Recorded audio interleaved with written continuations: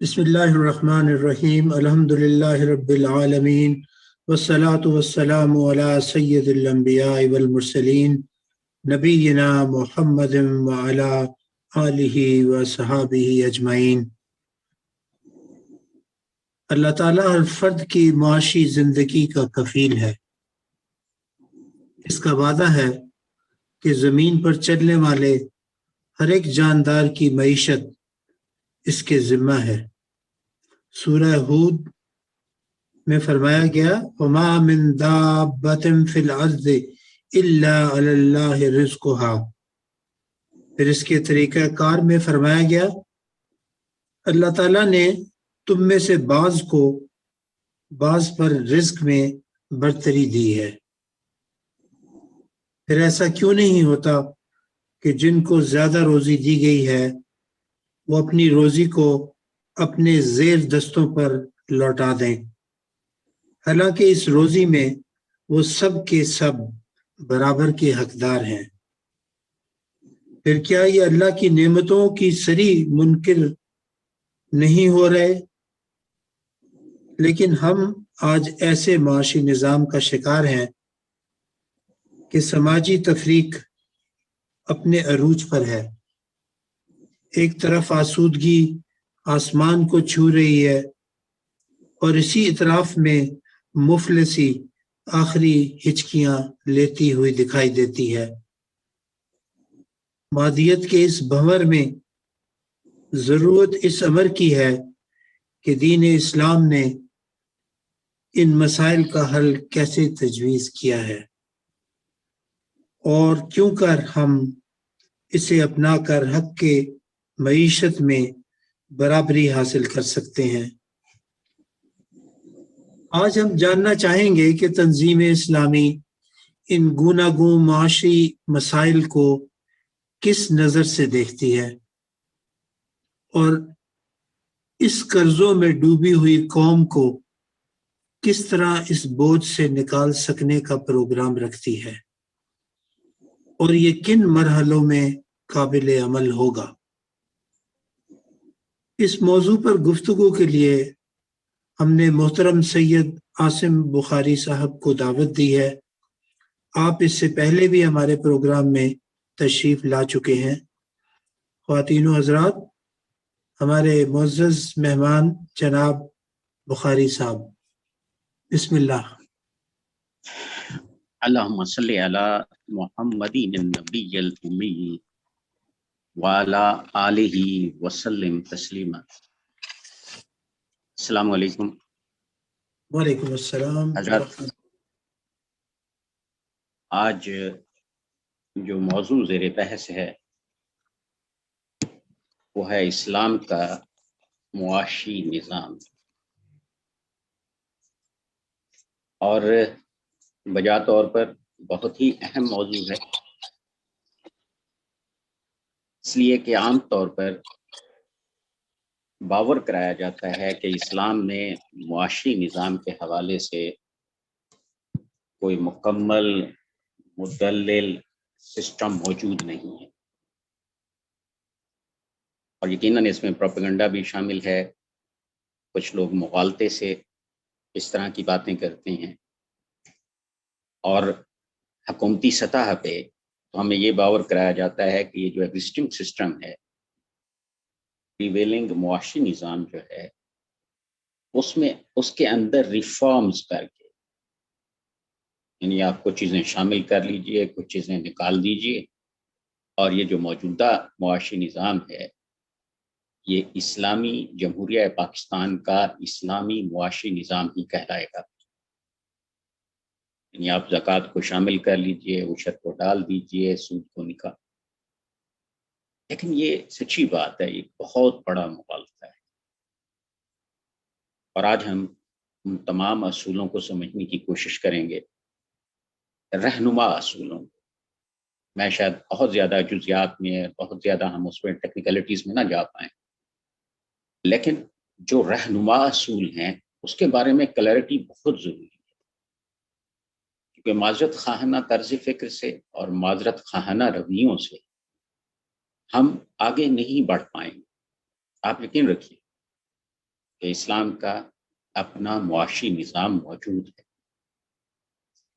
اور چونکہ قرآن تمام انسانی شعبوں کو ایڈریس کرتا ہے، ان کے تمام مسائل کو سمجھتا بھی ہے اور اس کا حل بھی دیتا ہے، معاش بھی انسانی زندگی کا ہی ایک جز ہے، تو اس کے بارے میں بھی قرآن ایک طرف تو کھلے کھلے احکام بیان کرتا ہے، دوسری طرف جو بیسک وہ جو حکمتیں ہیں وہ بھی ہمارے اوپر آشکار کرتا ہے۔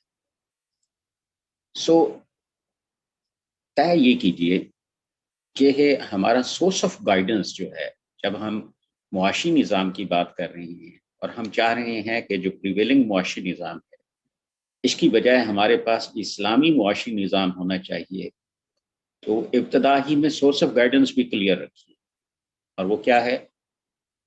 قرآن، اور وہ کیا ہے؟ پیارے نبی صلی اللہ علیہ وآلہ وسلم کا طریقہ۔ اگر ہم ان دونوں سورس آف گائیڈنس کے ساتھ جڑے رہیں گے تو پھر ہم وہ انڈرسٹینڈنگ کا وہ آبجیکٹو اچیو کر پائیں گے کہ اسلام کا معاشی نظام کیا ہے۔ ادروائز کیا ہوگا کہ ہم جو موجودہ نظام ہے، موجودہ جو لوگوں نے تحقیق کی ہے اور انسانی ذہن جہاں تک پہنچا ہے، ہم اسی سے متاثر بھی ہوں گے اور اسی سے ہی کچھ نتائج لینے کی کوشش کر رہے ہوں گے۔ سو فار دا ٹائم بینگ جو بھی ہمارا پہلے کا علم ہے ذرا اس کو ایک طرف رکھ دیجیے، اور جو قرآن ہمیں گائیڈنس دیتا ہے اس کو لیجیے۔ ایک بات جو بنیادی سمجھنے کی ہے کہ جب ہم اسلام کا معاشی نظام کہتے ہیں تو دیکھنا یہ ہے کہ کوئی بھی نظام جس کو ڈیولپ کرنا مطلوب ہو یا کوئی موجود نظام ہے اس کا انالیسس کرنا مطلوب ہو، تجزیہ کرنا مطلوب ہو کہ یہ اسلامی ہے کہ نہیں، اس کے لیے ایک بنیادی بات یہ ہے کہ اس سسٹم کی جو بنیاد ہے، جو بنیادی فکر ہے، وہ کیا ہے۔ چونکہ یہ اسلامی معاشی نظام کی بات ہو رہی ہے تو اسلامی معاشی نظام کی جو بنیادی فکر ہے وہ ہے ایمان۔ اگر ایمان موجود ہے تو آپ سمجھیے کہ یہ جو بھی چیز ڈیولپ کرنے کی کوشش کی جا رہی ہے یا کوئی سسٹم تشکیل دینے کی کوشش کی جا رہی ہے یا کسی کا تجزیہ کرنا مطلوب ہے تو وہ ایمان کی بنیاد ہے۔ بنیاد میں ایمان ہے تو یقین رکھیے کہ یہ اسلامی نظام کی بات ہو رہی ہے، اسلامی معاشی نظام کی بات ہو رہی ہے۔ اگر بنیاد میں ایمان نہیں ہے تو اب بالکل یقین رکھیے کہ یہ سب کچھ ہو سکتا ہے لیکن اسلامی نہیں ہو سکتا۔ ایمان کیا ہے؟ اسلام جو ہے اصل میں ایمان پر ہی قائم، اللہ پر یقین کہ اس کائنات کا خالق ہے، مالک ہے، پروردگار ہے، اور اس نے یہ ساری دنیا اور ساری کائنات جو ہے تخلیق کی ہے، اور یہ جو اس کے لیے ایک خاص وقت متعین کر دیا گیا ہے کہ اس کے بعد اس ساری بساط کو لپیٹ دیا جائے، یعنی یہ کائنات، یہ دنیا ہمیشہ رہنے والی نہیں ہے، یہ عارضی ہے، یہ باقی رہنے والی نہیں ہے۔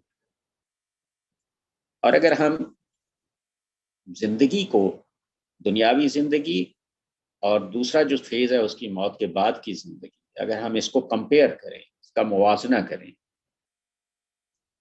تو ہمیں پتہ چلے گا کہ ہماری اصل زندگی موت کے بعد کی زندگی ہے۔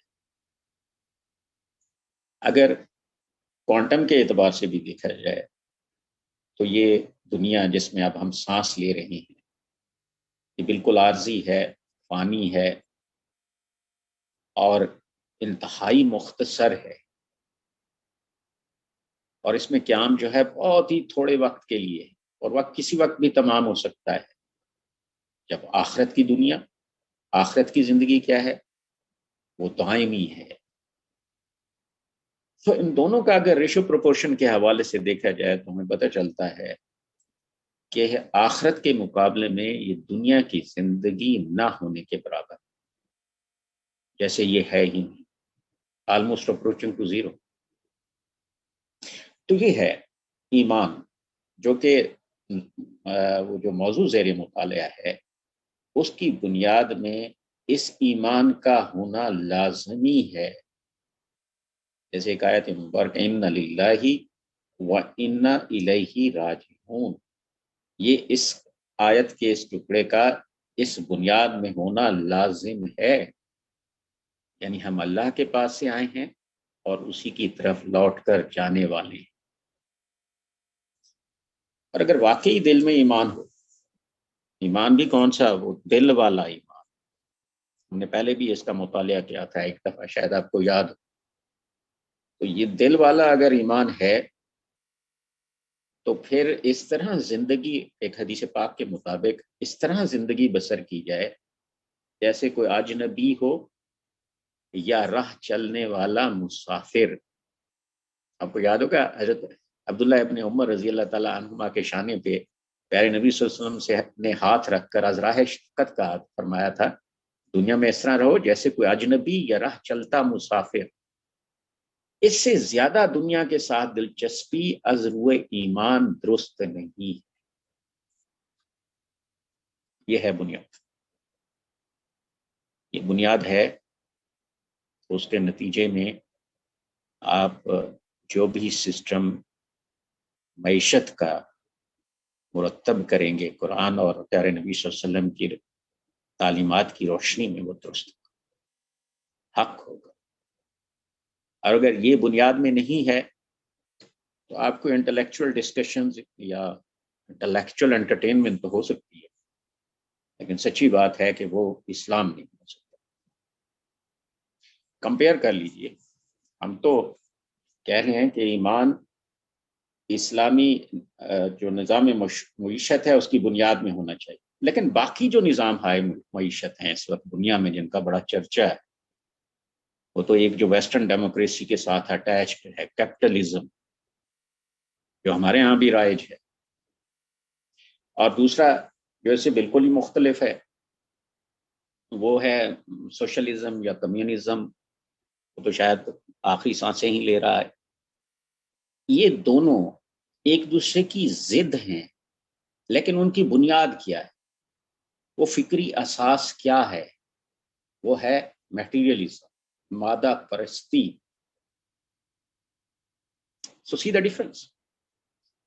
یعنی اسلام ایمان کی بنیاد پہ چلتا ہے، اور جو مقابل میں جو بھی نظام ہے معیشت ہیں وہ میٹیریلزم کی، مادہ پرستی کی بنیاد پہ چل رہے ہیں. تو ان دونوں کا یہ کوئی ریکنسائل نہیں کر سکتے اپنے ساتھ.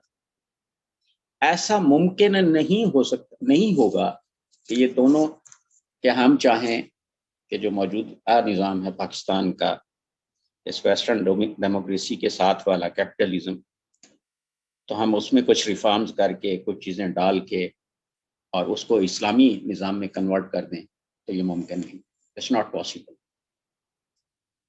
جو بھی یہ کرتے ہیں اور اس طرح کی امیدیں رکھتے ہیں، پھر وہ تجربہ بھی یہی کہہ رہا ہے پچھلی 2-3 دہائیوں کا ضیاء الحق صاحب کے دور سے لے کر آج تک، کہ ایسا ممکن نہیں ہے. ایک تو بنیادی بات یہ ہوئی کہ ایمان بنیاد میں ہوگا تو سسٹم اسلامی ہوگا، نہیں ہے تو کسی صورت میں بھی نہیں ہو سکتا. ایک دوسری بات جو کہ دوسرے نظام ہے معیشت میں آپ کو نہیں دکھے گی، وہ ہے اسلام کا جو فکری ڈھانچہ ہے، اس کے اندر جو ایک بہت بنیادی چیز ہے وہ ہے نظام عدل و قسط. یہ اسلام میں کوئی بھی سسٹم جب ہم بلڈ اپ کرتے ہیں تو یہ جو سینٹرل تھیم ہے اسلام کا، یعنی نظام عدل و قسط جو ہے، یہ اس کے اندر توازن پیدا کرتا ہے، اس کو حد سے نہیں گزرنے دیتا. وہ آگے اپنی مرضی سے کوئی بھی چیز نہیں بڑھ پاتی. اگر وہ کوئی بھی چیز اپنے حد سے تجاوز کرنے لگتی ہے کسی بھی سسٹم کی، تو یہ نظام عدل و قسط جو ہے اس کو کنٹین کرتا ہے، اس کو حدود میں رکھتا ہے. اللہ کی تو شان ہی یہی ہے، قائمن بالقسط. تو اسلام کا یہ سینٹرل تھیم ہے. یا ایھا الذین آمنوا کونوا قوامین للہ شہداء بالقسط۔ اگر آپ ریکال کرتے ہیں حضرت سعد بن ابی وقاص رضی اللہ تعالی عنہ نے جب ایران پر حملہ کیا تو ایرانیوں نے حملے کی وجہ پوچھی،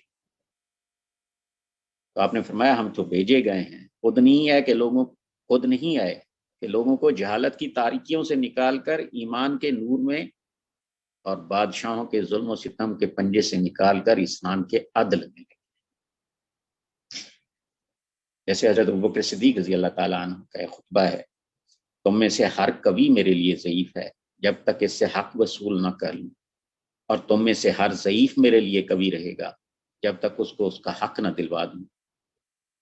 تو یہ ہے وہ سینٹرل تھیم اسلام کا، نظام عدل و قسط۔ جب تک اس کو ایکٹیویٹ نہیں کیا جائے گا اور اس کے ساتھ جڑے ہوئے جتنے بھی نظام ہوں گے، ایمان کی بنیاد پر بھی جڑے ہوئے نظام کیوں نہ ہو، اگر نظام و عدل و قسط ایکٹیو نہیں ہے تو ان ساری چیزوں کو ایک صحیح حدود میں نہیں رکھ پائے گا، بلکہ وہ حد سے گزر جائیں گے۔ دس از پاسبل۔ اسلام نے اس کا انتظام کیا ہے کہ ہر چیز جو ویل ڈیفائنڈ حدود ہیں، جو طے شدہ حدود ہیں، اس کے اندر رہے، اس سے باہر اس نے نہیں جانا۔ لیکن آپ دوسروں کو دیکھ لیجئے، دوسرے جو سسٹمز ہیں، کیپٹلزم، اس کا کیا ہے جی سلوگن؟ فریڈم، آزادی۔ اتنی آزادی، دیر از نو لمٹ۔ اتنی آزادی کہ ہیوز اور ہیو ناٹس کا جو گیپ ہے وہ بہت زیادہ وسیع ہو جاتا ہے، وہ غریب تر اور امیر تر ہوتا چلا جاتا ہے، اور اس کی کوئی حد بھی نہیں۔ اور وہ جو ایکویلٹی کا سسٹم ہے، تو مساوات کا کوئی خیال رکھنے کا معاملہ جو ہے، اس کا کوئی تصور ہی نہیں۔ یعنی وہ جو سوشلزم ہے وہ اس قدر ایکویلٹی کی بات کرتا ہے، اتنی شدت کے ساتھ کرتا ہے کہ وہ فریڈم اور آزادی جو ہے وہ کمپرومائز ہو جاتی ہے، کوئی چیز آگے نہیں بڑھ پاتی، پروڈکشن میں اضافہ نہیں ہو پا رہا ہوتا، چیزیں پھیلاؤ کی طرف نہیں جاتی، ہر چیز رک جاتی ہے، ساکت ہو جاتی ہے۔ یہ دونوں قدریں جو ہیں، آزادی بھی اور مساوات بھی، یہ بڑی اہم انسانی قدریں ہیں، لیکن اسلام بنیادی طور پر اس کا جو سینٹرل تھیم ہے وہ عدل ہے۔ وہ کیا کرتا ہے؟ آزادی اور مساوات دونوں میں عدل پیدا کرتا ہے۔ وہی آزادی، وہی فریڈم جو کیپٹلزم کہتا ہے، اور وہی ایکویلٹی جو سوشلزم کہتا ہے۔ اسلام ان دونوں قدروں کو مانتا ہے، لیکن ان کو عدل کا پابند کرتا ہے۔ آئیے چلتے ہیں، یہ دو باتیں تو طے ہو گئی، ایک تو بنیاد میں ایمان کا ہونا مشرط، نمبر 2 آپ کے نظام عدل و قسط کا ایکٹیویٹ ہونا شرط۔ یہ جب دو چیزیں ہوں گی اور ان کے نتیجے میں اس امبریلا کے نیچے جو بھی سسٹم وجود میں آئیں گے وہ اس کی پابندی کر رہے ہوں گے، اور اسی کے ساتھ جو ہے معاملات بڑھ رہے۔ آئیے چلتے ہیں جی، جو موضوع ہے اسلام کا معاشی نظام۔ اسلام کیا کرتا ہے؟ جیسے میں نے پہلے بھی کہا ہے کہ عدل و قسط کے ساتھ مساوات اور آزادی کو جو ہے پابند کرتا ہے، کنٹین کرتا ہے، اپنی حدود میں رکھتا ہے۔ ایک بنیادی بات جو ہے دیکھ لیجئے کہ نمبر 1، اسلام کا معاشی نظام ایک نہیں ہے بلکہ دو، اور دونوں ہی عین حق ہیں، دونوں ہی درست ہیں، لیکن مزے کی بات یہ ہے کہ دونوں ایک دوسرے کی ضد ہیں، بالکل جدا جدا ہیں، اور انٹر کنیکٹڈ بھی ہیں، انٹر ڈیپینڈنٹ۔ یہ دو نظام، ایک ہے اسلام کا روحانی معاشی نظام، اسلام کا روحانی نظام معیشت، اور دوسرا ہے اسلام کا قانونی اور فقہی نظام معیشت۔ یہ دونوں بالکل ہی جدا جدا ہیں، دونوں وہ جو ڈیفائن کرتے ہیں وہ اکنامکس کی جو بنیادی اصطلاحات ہیں ان کو بھی مختلف انداز میں ڈیفائن کرتے ہیں. نظریہ ملکیت دونوں کا مختلف ہے، نظریہ حقوق دونوں کا مختلف ہے، سرپلس ویلو یعنی قدر زائد کا جو کانسیپٹ ہے معیشت کا وہ دونوں کا مختلف ہے، لیکن دونوں اسلام کا حصہ ہیں اور دونوں عین حق ہیں. اور اگر ہم پہنچنے چاہتے ہیں اس کامل معاشی نظام تک تو ان دونوں کا ایک امتزاج بہت ضروری ہے. ایکسٹریمز کی طرف نہیں جانا جی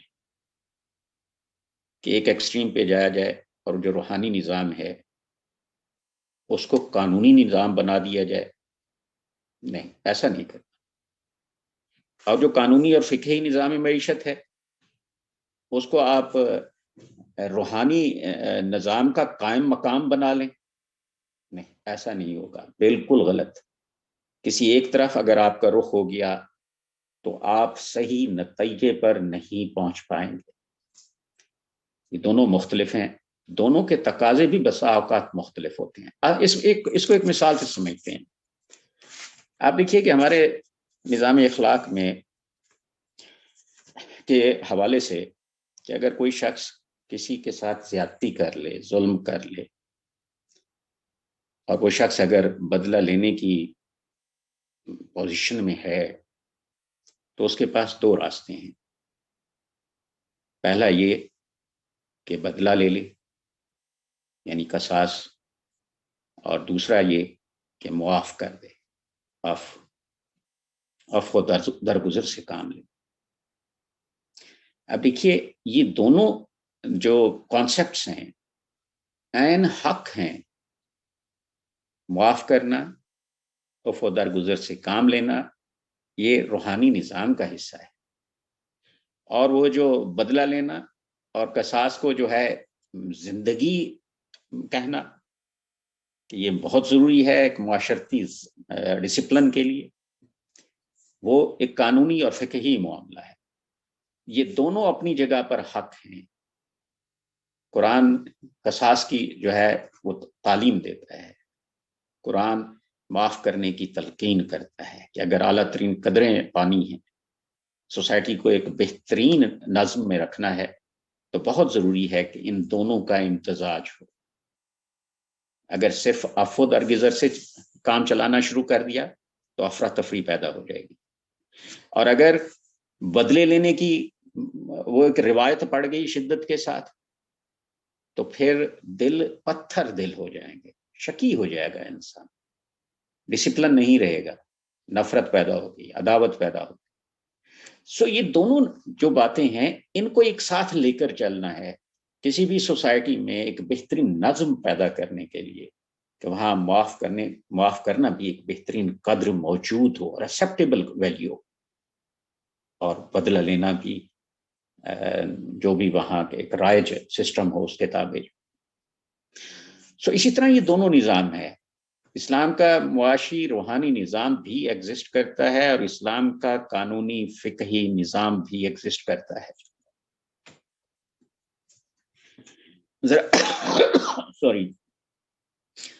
ذرا دیکھیے کہ ہمارا یہ جو پریویلنگ دو نظام ہم ساتھ ساتھ لے کے چل رہے ہیں، کیپٹلزم کو اور سوشلزم کو، اس کے ساتھ ذرا دیکھیے کہ جو ہمارا فقہی نظام ہے اسلام کا، معاشی اور فقہی نظام، وہ بھی ایک طرح کا کنٹرولڈ کیپٹلزم ہے. صاحب سے کنٹرول تو ہمارا ایکٹیویٹڈ ہے، وہ جو نظام عدل و قسط ہے وہ موجود ہے، وہ ان ساری چیزوں کو کنٹرول بھی کرتا ہے، گورن بھی کرتا ہے. تو ایک کنٹرول کیپٹلزم کی کہ یہاں ایک نوع کی محدود سرمایہ کاری ہے، لیکن اسلام اس سرمایہ کاری کو سرمایہ داری میں کنورٹ نہیں ہونے دیتا کہ کنٹرول موجود ہے. تفصیل میں ہم انشاءاللہ جائیں گے. اسی طرح ہمارا جو روحانی اخلاقی نظام معیشت ہے وہ اگر کمپیئر کیا جائے اس کے ساتھ سوشلزم کے ساتھ تو اس کو آپ اسپرچول سوشلزم کہہ سکتے ہیں، ایک روحانی سوشلزم کہہ سکتے ہیں. اب دیکھیے سوشلزم جو ہے اگر روحانی سوشلزم میں کنورٹ ہو جائے تو کمپیریزن میں آپ دیکھیں گے کہ یہ معاملہ کچھ اور بھی اونچا چلا گیا ہے، کہ جو سوشلزم یا کمیونزم ہے اس میں انسانی ملکیت کا اثبات موجود ہے. انفرادی اگر ملکیت کو وہ نہیں مانتے، اجتماعی ملکیت کو وہ مانتے ہیں. لیکن یہ جو اسپریچل سوشلزم کو کے حوالے سے ہم نے کہا ہے کہ اسلام کا جو روحانی نظام ہے وہ اس طرح کا ہے، وہ تو انسانی انفرادی ملکیت کیا کسی بھی طرح کی ملکیت کی نفی کرتا ہے، انسانی ملکیت کی کلی نفی کرتا ہے کہ اس کا کوئی تصور اسلام میں نہیں ہے. للہ ما فی السماوات و ما فی الارض، آسمانوں اور زمین میں جو کچھ ہے اس سب کا مالک صرف اللہ ہے. انسان تو کسی چیز کا بھی مالک نہیں ہے. یہ ساز و سامان جو اس کے پاس ہے، یہ مکان، روپیہ، پیسہ، یہ تو بہت ہی کم حیثیت کا ہے. انسان تو اپنے وجود کا بھی مالک نہیں.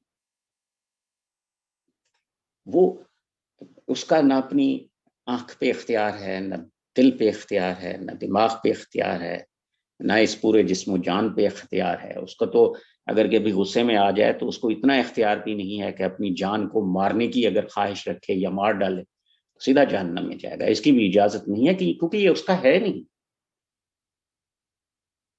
سب اللہ کی ملکیت ہے.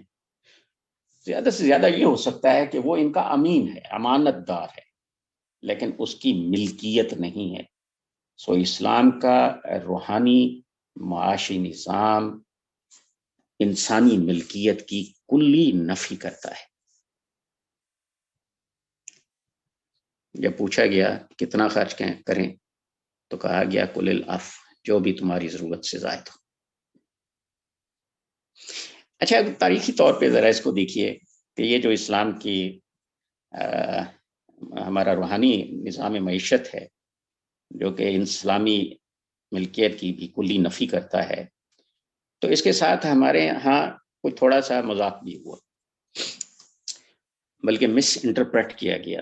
آپ کو یاد ہوگا ذوالفقار علی بھٹو صاحب مرحوم، ان کا جو زمانہ تھا اور ان کے ساتھ جو وہ ٹیم تھی وہ ایک سوشلسٹ مائنڈ کے ساتھ اور اپروچز کے ساتھ آئی تھی، اور وہ سمجھتی تھی کہ یہ سوشلزم جو ہے وہ بہترین نظام ہے.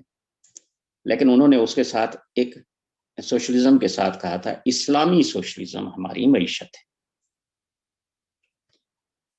انہوں نے جب کل العفو کو کہ ضرورت سے زائد جو بھی ہے تقسیم کر دیجیے، جب اس کو پولیٹیکلی انٹرپریٹ کیا تو انہوں نے کہا جب اللہ انسانی ملکیت کی کلی نفی کر رہے ہیں تو انسان کے پاس، کسی بھی انسان کے پاس اس کی ضروریات سے زائد جو بھی ہے وہ اس کا نہیں ہے. اس کو چاہیے سرنڈر کر دے، نہیں تو اسٹیٹ جبرن وصول کر لے. یہاں سے وہ نیشنلائزیشن کا اگر آپ کو یاد ہو تو ہمارے یہاں معاملہ چلا. اس وقت وہ بھول گیا، رشید کیا نام تھا ان کا، رشید صاحب جو اس کے ایڈوائزر تھے ذوالفقار علی بھٹو صاحب کے، کہ اسلام میں انسانی ملکیت کی کلی نفی کے ساتھ ساتھ وراثت کا قانون بھی موجود ہے. اور پیارے نبی صلی اللہ علیہ وسلم نے جو نظام برپا کیا تھا، کہیں جبری مساوات کا تصور نہیں تھا، کسی سے چھینا نہیں جاتا تھا، بلکہ ایک آزاد معیشت کی بات ہوتی تھی. محنت کرو، جائز ذرائع سے کماؤ، جو کماؤ گے وہ تمہیں اس کا حق کے تصرف دیا جاتا ہے، وہ جو ملکیت کے قریب تر ہوتا ہے. ٹھیک ہے، اسراف نہ کرنا، تبذیر نہ کرنا، پیسے کو ضائع نہ کرنا، لیکن بہرحال قانونی طور پہ وراثت کا معاملہ جو ہے موجود ہے.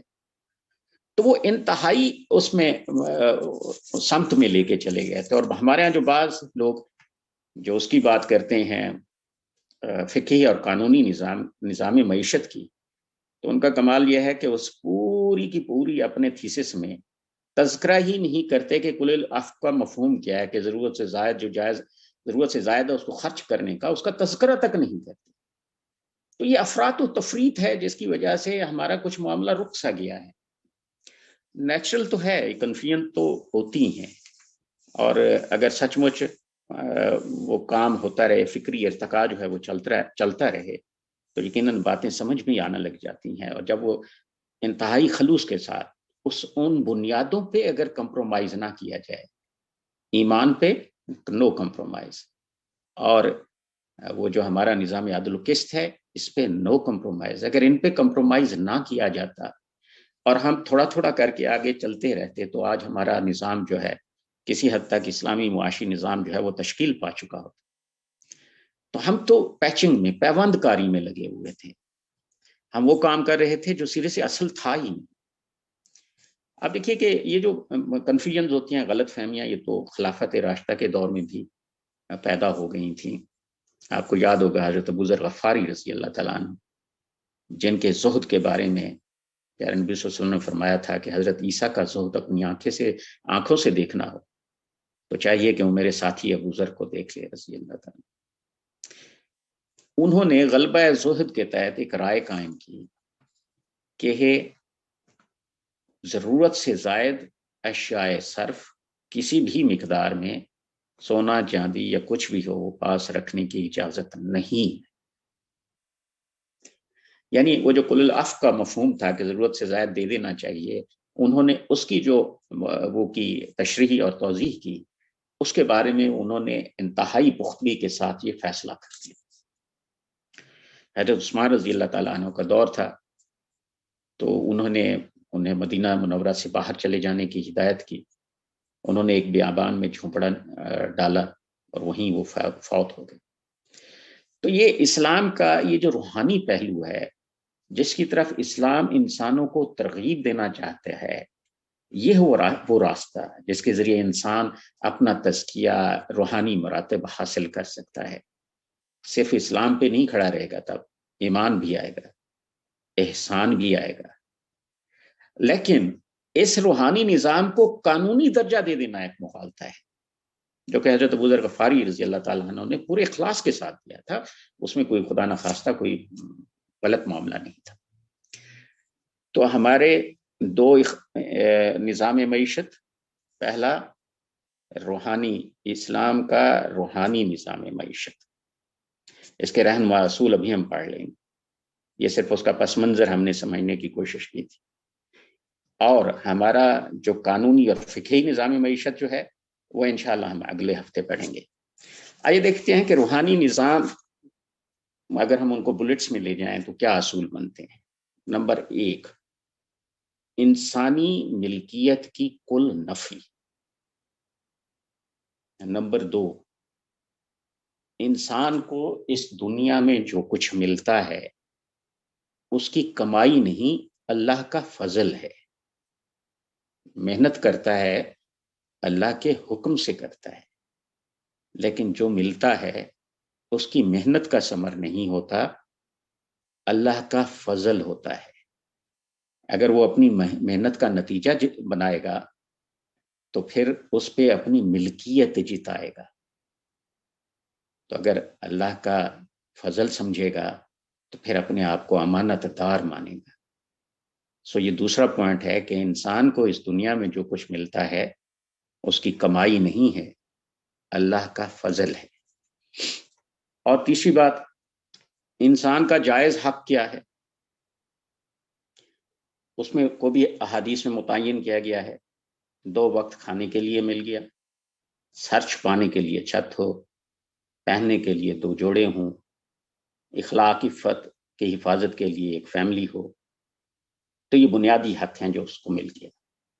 لیکن اگر اس کے پاس اس سے زائد کچھ ہے تو وہ اس کا نہیں ہے، اس کے پاس ان کی امانت ہے جن کے پاس کچھ بھی نہیں ہے.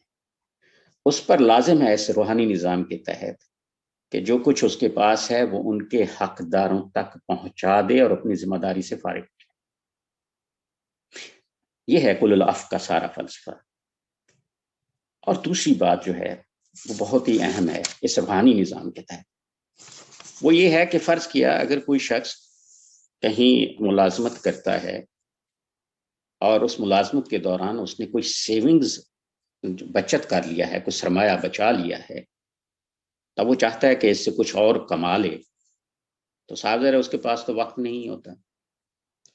پھر وہ کیا کرے گا، کسی دوسرے کے ساتھ ملے گا اور اسے کہے گا کہ سرمایہ میرا ہے، محنت آپ کی ہے، اس طرح ہم کوئی منافع ہوگا تو تقسیم کر لیں گے، یا نقصان کی بھی کوئی بات ہو سکتی ہے. تو بنیادی طور پر اس نے یہ کیا ہے کہ اپنے کیپٹل کو، اپنے سرمایہ کو ایک ارننگ ایجنٹ کے طور پر لیا ہے کہ یہ سرمایہ کو کمائے گا۔ اسلام کے روحانی نظام میں اس کو سود کہتے ہیں، کیونکہ روحانی نظام میں اور اخلاقی سطح پر یہ فاضل سرمایہ جو ہے اس کا مصرف صرف ایک ہے کہ اس کا مال اس کو محتاجوں اور غریبوں تک پہنچا دیا جائے، ان کو دے دیا جائے۔ لیکن ایک بات ہے کہ قانونی سطح پر یہ ناجائز نہیں ہے، میں کہہ رہا ہوں کہ روحانی سطح پر یہ ناجائز ہے۔ یہ ہے بات اصل جو سمجھنے کی ہے۔ میں نے جب ابتدا کی تھی تو میں نے کہا تھا کہ یہ دونوں نظام جدا جدا ہے، روحانی نظام بھی اور قانونی اور فقہی نظام بھی۔ وہ جو بنیادی اصطلاحات ہیں معیشت کی، ان کو بالکل مختلف انداز میں ڈیفائن کرتے ہیں۔ یعنی آپ یوں سمجھ لیجئے کہ ایک تھیسس ہے تو دوسرا اینٹی تھیسس ہے، لیکن مطلوب کیا ہے کہ جب یہ دونوں ملتے ہیں تو پھر سنتھسس وجود میں آتا ہے اور وہ کامل نظام متشکل ہوتا ہے جس کی کہ ہمیں ضرورت ہے۔ سو نیکسٹ ٹائم انشاءاللہ ہم پڑھیں گے قانونی اور فقہی نظام نیکسٹ سیٹرڈے کو۔ لیکن وہ جو ایمان کی بات کی تھی، میں چاہتا ہوں کہ اس میں ایک اور دلیل بھی میں دے دوں کہ ہماری بنیاد جو ہے، میں دوبارہ دوہرا دیتا ہوں، ہمارا جو سسٹم ہے نظام معیشت، اس کی بنیاد ایمان ہے۔ نمبر ایک یہ ہو گیا۔ نمبر دو، ہمارا جو نظام عدل و قسط ہے، وہ جو بھی نظام وجود میں آتے ہیں ان کو وہ گورن کرتا ہے، ان کو کنٹین کرتا ہے، ان کو حدود میں رہتا ہے، ان کو انلمیٹڈ فریڈم نہیں دیتا، ان کو اپنی حد میں رکھتا ہے تاکہ ہیو اور ہیو ناٹس کے درمیان جو ہے وہ فاصلہ نہ بڑھے۔ اور تیسری بات ہم نے یہ پڑھی ہے کہ اسلام کا روحانی نظام جو ہے یہ اپنی جگہ پہ ایک حقیقت ہے اور مطلوب بھی ہے، اس کو ماننا بھی شرط ہے، اس طرف رخ کرنا بھی ضروری ہے، لیکن یہ قانونی حیثیت اس کی نہیں ہے۔ سو قانونی کیا ہے انشاءاللہ ہم اچھا اس میں میں چاہ رہا تھا کہ ایمان کے حوالے سے ایک اور بات جو ہے، تاکہ آپ کو بات کلیئر ہو گیا کہ بنیاد میں اگر ایمان نہیں ہوگا تو پھر ہمارے پاس کچھ بھی نہیں ہے۔ آپ دیکھیے کہ اسلام، ہم عام روزمرہ زندگی میں کوئی اچھے کام کرتے ہیں، کوئی بھلے کام کرتے ہیں، کوئی گڈ ڈیڈز ہوتی ہیں، اور ہم یہ سمجھتے ہیں کہ ہم نیکی کا کام کر رہے ہیں، اور ہماری یہ فہم جو ہے کہ یہ نیکی کا کام ہے ہمارے اپنے دستیاب علم کی بنیاد پر ہے۔ لیکن قرآن اس طرح نہیں لیتا ہے اس کو۔ قرآن کہتا ہے نمبر ایک، اگر آپ نے کوئی بھلا کام کیا ہے اور وہ اللہ کی رضا کے لیے ہے تو صرف وہی بھلا نیکی کا کام ہے۔ اگر آپ نے بھلا کام کیا ہے اور اس کا طریق پیارے نبی صلی اللہ علیہ وسلم کے مطابق اختیار کیا ہے تو یہی نیکی کا معیار بنے گا۔ اور اگر آپ نے کوئی بھلا کام کیا ہے اور اس کا جو آپ نے ریوارڈ آخرت کے لیے ڈیفر کر دیا ہے تو یہ نیکی کہلا سکتا ہے۔ آپ دیکھیں ان تینوں شرائط میں کیا ہے، اللہ کی رضا ایمان باللہ ہے، پیارے نبی صلی اللہ علیہ وسلم کا طریق ایمان بالرسالہ ہے، اور آخرت تک اجر کو ڈیفر کرنا یہ ایمان بالآخرہ ہے۔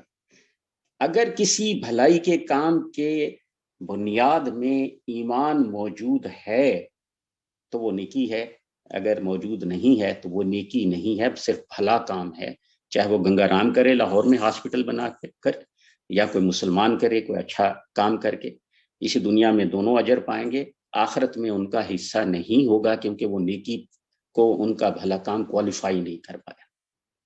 اسی طرح نظام معیشت کی بنیاد بھی اگر ایمان نہیں ہے تو پھر کچھ بھی نہیں ہے۔ بہت شکریہ جناب، آج کا جو ہے ہم نے وہ تھیسس جو ہے مکمل کر لیا۔ اگلی دفعہ ہم انشاءاللہ قانونی اور فقہی نظام کا مطالعہ کریں گے، مختصر ہی ہوگا وہ بھی، اور پھر ہم جائیں گے سنتھسس کی طرف کہ اب ڈائریکشن کیا ہے، اب ہمارے سامنے کیا ہے، اب ہم نے کس طرف جانا ہے، کس طرف رخ کرنا ہے، پھر ہمیں وہ کلیئرٹی انشاءاللہ مل پائے گی۔ بہت شکریہ جناب۔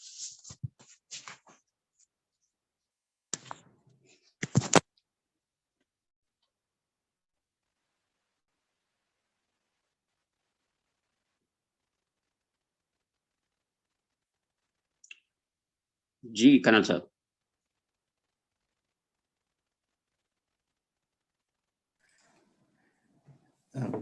بہت شکریہ عاصم بخاری صاحب، آپ نے بہت واضح طور پہ فرق بیان فرمایا روحانی اور فقہی نظام میں، اور انشاءاللہ ہم اگلے 2 لیکچرز میں ان کو مزید سمجھ پائیں گے. کوئی اگر کامنٹس یا سوالات ہوں پارٹیسپینٹس کے تو کائنڈلی بتائیے.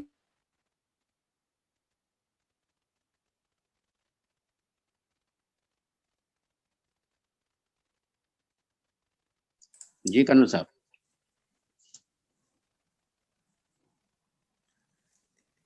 کرنل صاحب میرے خیال میں آ جائیں گے 1 منٹ 2 منٹ میں، پر وہ آپ ذرا کلیئرٹی دیں گے. آپ نے سود کا لفظ استعمال کیا اضافی وسائل کے لیے روحانی نظام میں، تو کوئی اور لفظ نہیں ہو سکتا سود سے؟ تو ہمارا تو جو لنک ہے لیکن آپ یہ دیکھیے گا کہ آپ دیکھیے گا کہ یہ قانونی بات نہیں ہے، یہ روحانی بات ہے. اور سچی بات ہے کہ جب ہم آخر میں جب پہنچیں گے، جب آپ دوسری ایکسٹریم پہ دیکھیں گے نا جا کے اس روحانی نظام کی، تو وہاں آپ کو پیارے نبی صلی اللہ علیہ وسلم بھی دکھیں گے، وہاں ہم کو صحابہ کرام بھی دکھیں گے، فقراء صحابہ بھی وہیں نظر آئیں گے، نظام الدین اولیاء بھی ادھر کھڑے ہوں گے، علی حجویری بھی ادھر ہوں گے، شیخ عبد القادر جیلانی بھی ادھر ہوں گے. تو وہ جو ٹاپ کے لوگ تھے نا، وہ سچ آپ کو ادھر ہی ملیں گے. لیکن اپنی جی خالد صاحب کچھ کہنا چاہ رہے ہیں. جی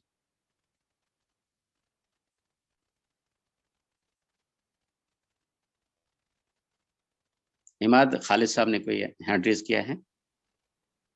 جی ہاں، جی آواز آ رہی ہے آپ کو؟ جی خالد صاحب پلیز. جی ہاں، سب سے پہلے تو معذرت چاہتا ہوں کہ میں پورا لیکچر آپ کا نہیں سن سکا، آخری حصہ ہی سن پایا. تو موضوع جو میں نے دیکھا تھا اس میں آج کا وہ تھا کہ اسلامی نظام معیشت اس سے متعلق تھا. تو اب میں ممکن ہے آپ نے اس کا جواب دیا ہو، میں نہیں جانتا، لیکن یہ کہ جو میرے ذہن میں جو سوال پہلے سے ہی ہے، تو اگر آپ نے اس کا جواب نہیں دیا تو میں اس کی وضاحت چاہوں گا. کیونکہ کسی بھی معیشت یا کوئی بھی اکنامک سسٹم کوئی بھی چلانے کے لیے اس کی جو بنیاد ہوتی ہے وہ فائنانس پہ ہوتی ہے. یعنی اس کا فائنانس کہاں سے جانا مہیا کیا جائے گا. موجودہ صورتحال میں کہ جب نہ کوئی مال غنیمت ہے اور نہ کوئی اور ذرائع ہیں، تو اس صورتحال میں اگر ہم پاکستان کا فرض کیا نظام معیشت کو ہم اسلام کے مطابق کرنا چاہتے ہیں، تو فائنانس جو ہے وہ کہاں سے مہیا کریں گے؟ اس کی طرف وضاحت کر دیجیے. بہت شکریہ جناب. اصل میں ہم نے کچھ بنیادی رہنما اصول ہیں، پہلے ہم نے اس کا مطالعہ کرنا تھا. اور آج چونکہ آپ خود فرما رہے ہیں کہ آپ تھوڑا سا لیٹ آئے ہیں تو آپ پورا لیکچر نہیں سن پائے، تو اس کے لیے یہ ہوگا کہ جب میں نیکسٹ ٹائم شروع کروں گا کوشش کروں گا کہ اس کو سمرائز بھی کر دیا جائے. تو وہ ہم اس کی بنیاد سے چلے تھے کہ اسلام کا اصل میں روحانی نظام معیشت ہے کیا، اور اس کا دوسرا رخ کیا ہے، اسلام کا جو قانونی اور فقہی نظام ہے وہ کیا ہے. یہ جو دوسرا حصہ ہے جو کہ آپ کے سوال سے متعلق بھی ہے، وہ انشاءاللہ پوری ڈیٹیل کے ساتھ ہم اگلے ہفتے اس کو چلیں گے. لیکن اس دفعہ ہم نے صرف اس کا روحانی پہلو دیکھا ہے کہ یہ ہے کہ اگر ہم اس کی طرف توجہ نہیں کریں گے تو کوئی بھی نظام بنا لیجیے وہ حدود میں نہیں رہے گا. وہ آزادی کو ہماری جو ایک فریڈم کا تصور ہے وہ بھی کمپرومائز ہوگا، اور وہ جو ہیو اور ہیو ناٹس کا جو ڈیفرنس ہے وہ بھی بڑھتا چلے جائے گا. اس کو کنٹین کرنے کا کوئی بھی میکنزم پھر ہمارے پاس نہیں ہوگا. اس لیے ہم نے یہ جو سوال آپ کا ہے اس کو اگلے اس سیشن میں انشاءاللہ جب ہم قانونی اور فقہی نظام پڑھیں گے تو اس میں یہ آئے گا. تو آج صرف ہم نے اس کا روحانی پہلو جو ہے وہ ڈسکس کیا ہے. آج کے حوالے سے اگر کوئی سوال کسی کے ذہن میں ہو جو آج ہم نے پڑھا ہے تو یو پیپل آر ویلکم.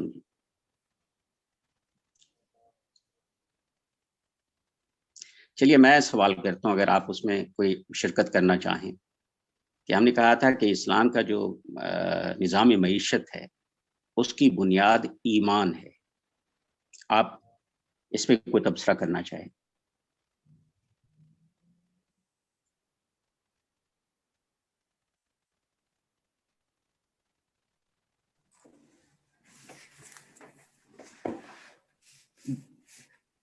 اس میں جو میرے لیے آج کا ٹیک اوے لیسن تھا، جو آپ نے بہت ہی اچھے انداز میں بتایا کہ ہم جو اپنی محنت سے کماتے ہیں وہ اپنی ملکیت سمجھتے ہیں، جبکہ ایسا نہیں ہے، یہ اللہ کا فضل ہے. تو اگر ایمان کی روشنی میں دیکھیں گے تب یہ چیز ہمیں واضح ہوگی، ورنہ تو ہم یہی سمجھیں گے جی ہم نے اتنی ایفرٹ کی ہے تو ہمارا محنت کا صلہ ہے. میرے لیے یہ ایک بہت اہم اس میں نقطہ ہے جو ہمیشہ میں ذہن میں اتنا بڑا مغالطہ اس میں ایگزسٹ کرتا ہے کہ جو اللہ کا فضل ہوتا ہے ہم اس کو اپنی محنت کا ثمر بنا لیتے ہیں. ساری ڈائریکشن ہی تبدیل ہو گئی یار. ہم سیدھا کیسے جا پائیں گے؟ محنت اللہ کا حکم ہے کہ اللہ کو کام کرنے والا آدمی اللہ کے حبیب کو محبوب ہے، نکما آدمی اسے پسند نہیں ہے. لیکن محنت کو خدا بنا لینا اور یہ کہنا کہ یہ میری محنت کا ثمر ہے، یہ ایک ایکسٹریم پہ کھڑا ہے. اور اصل اس کی حقیقت جو ہے وہ یہ ہے کہ یہ اس کی محنت کا ثمر نہیں ہے بلکہ اللہ کا فضل ہے. صرف اتنی درستگی سے آپ لوگ فیل کرو گے کہ ایک زبردست چینج ہے جو آپ کے اندر آئی ہے. جی سر، تھینک یو عماد، آپ نے صحیح نشاندہی کی ہے اس بات کی. اللہ آپ کو جزاک. دوسرا آپ نے اچھے کام اور نیکی کا بھی ڈفرنس بتایا کہ ہم بہت سارے اچھے کام کرتے ہیں پر ضروری نہیں ہے کہ وہ نیکی بھی ہو اور اس کا آخرت میں بھی اجر ہو. تو یہ بھی ہمیں ذہن میں رکھنا. آئی بلیو کہ اس کی بھی کلیئرٹی ہے. کوئی اس پہ تبصرہ کرنا چاہیں صاحب؟ ہاں، میں اس میں ذرا خالد عرض کر رہا ہوں، میں اس میں ذرا ایڈ کرنا چاہوں گا کچھ اور چیز کہ جو قرآن پاک کی ابتدا میں جیسے سورۃ بقرہ میں فرمایا، اللہ تعالیٰ ارشاد فرماتے ہیں اس کے اندر ایک ہے وَمِمَّا رَزَقْنَاهُمْ يُنْفِقُونَ، یعنی یہ اس میں ساری وضاحت آ جاتی ہے کہ جو بھی ہم نے عطا کیا اس میں سے پھر آگے انفاق کرتے ہیں. اب اس کے اندر صرف آپ کی مال و دولت ہی نہیں ہے جو میں ایڈ کرنا چاہ رہا ہوں، اس میں آپ کی صلاحیتیں بھی ہیں. یعنی یہاں تک کہ آپ کی شکل صورت بھی ہے، آپ کے دوست احباب بھی ہیں، سب اللہ کے عطا کرتے ہیں. آپ کے بیوی، آپ کے بچے، آپ کا اختیار یا اقتدار یا آپ کے کوئی پوزیشن پہ آپ ہیں کہ جہاں پر آپ کر سکتے، تو وہ ساری چیزیں جب انسان اب یہ تصور اپنے ذہن میں بٹھا لے گا کہ یہ صرف مجھے اللہ کی طرف سے ہی عطا کرتا ہے اور تو اس لیے میں نے اللہ کی رضا کے لیے ہی کام کرنا ہے، تو پھر یہ اگر یہ چیز سمجھ آ جائے ہمیں تو سارے مسئلے حل ہو جاتے ہیں. جزاک اللہ. علیہ صاحب آپ نے بہت وضاحت کے ساتھ اس پہ بات کی ہے، میں آپ کا مشکور ہوں جناب، بہت اچھا کہا آپ نے. جی اچھا، یہ جو آج ہم نے اسلامی جی بولیے، کون سا بول رہے ہیں؟ ہاں جی، میں محسن اقبال بولنا چاہ رہا ہوں کہ آپ نے فرمایا کہ آدمی کی ضروریات سے جو زائد ہو وہ اس کا نہیں ہے، یعنی اس پہ بھی ایمان لانا ضروری ہے اور اسے چاہیے کہ وہ محتاجوں اور ضرورت مندوں تک پہنچائے. تو اس کی صورتحال کیا ہوگی؟ یعنی یہ وہ اس آدمی پہ منحصر ہے کہ وہ اس کو جو ہے یہ دوسروں تک پہنچائے، یا دوسرے جو ہیں وہ یہ سمجھ گئے کہ بھائی اس کے پاس زیادہ ہے وہ اسے چھین لیں. تو اس میں مطلب کیونکہ آج کل جو ہے یہ جو مانگنے والے یہ محتاج ہیں یہ ظاہری ایسے نظر آتے ہیں لیکن اصلی محتاج یا ضرورت مند نہیں ہوتے، اور وہ جو ہے ایسے پیشہ ور ہوتے ہیں. تو وہ اس کے بارے میں ذرا وضاحت کر دیجئے کہ اس کے لیے اپنے نالج کی بیس پہ کسی کو کوئی سمجھے کہ ضرورت مند ہے تو اس کو دینا چاہیے، یا یہ مانگنے والے اور جو ہر وقت موجود ہوتے ہیں تو ان کے دینے کے بارے میں کیا خیال ہے؟ جی محسن اقبال صاحب، میں اس کو آپ کے سوال کو دو حصوں میں تقسیم کرتا ہوں.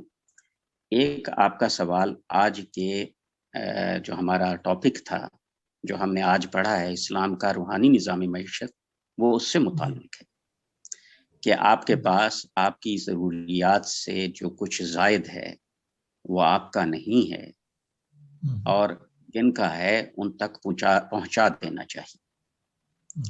لیکن ایک بات ذہن میں رکھیے گا کہ یہ معاملہ قانونی نہیں ہے، یہ ترغیب و تشویق کا معاملہ ہے، اور آپ کے ذوق اور مزاج کا اور آپ کے ایمان میں جو ڈیپتھ اور گہرائی ہوگی، اور اللہ اور پیارے نبی صلی اللہ علیہ وسلم سے آپ کا جتنا تعلق جو ہے وہ خاص ہوگا، تو آپ تھوڑا تھوڑا کر کے اس طرف جا رہے ہوں گے.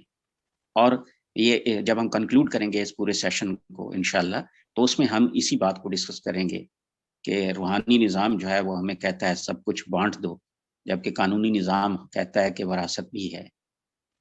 تو یہ ایک کانفلکٹ موجود ہے. لیکن جب ہم دونوں کو ملا کے دیکھیں گے تو آپ دیکھیے گا کہ آپ کے جو بنیادی پہلا مسئلہ ہے وہ تو کلیئر ہو جائے گا، جو فلسفہ ہے کل العفو کا.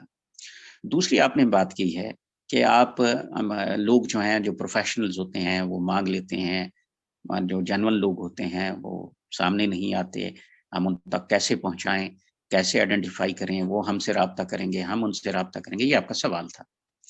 اب دیکھیے کہ یہ جو معاملہ ہے اقرب فی الاقرب کی بنیاد پہ شروع کیجیے. پہلا دائرہ جو ہے، جو آپ کا اپنے ارد گرد جو پہلا ایک دائرہ بنتا ہے وہ آپ کے اپنے رشتہ داروں کا دائرہ ہے. ان میں یتامہ کا دورہ ہے، انہی رشتہ داروں میں، انہی میں مساکین کا دورہ ہے، ایک دائرہ ہے.